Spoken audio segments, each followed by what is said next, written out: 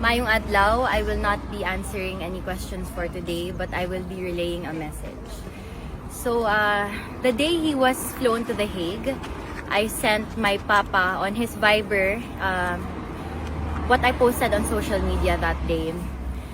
It said, I will forever walk with pride, knowing that I am your daughter, your blood.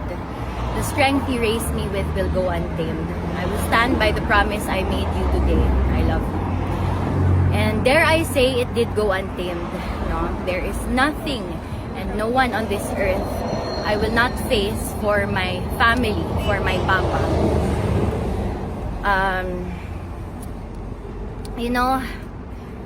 For me to be able to love this fearlessly at such a young age speaks volumes on how Rodrigo Roa Duterte raised me. Do not be fools and think he will die with his body.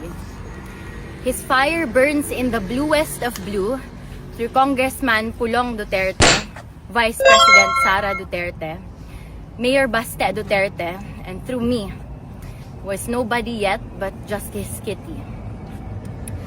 I would also like to say na he's strong as ever, strong still, while his body might become frail, spirit as breakable as always. He I didn't really discuss what happened today, but I asked him lang, what do you feel, what do you think, what do you want them to know?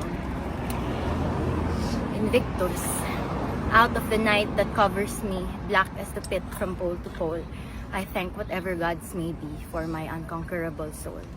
In the fell clutch of circumstance, I have not winced nor cried aloud.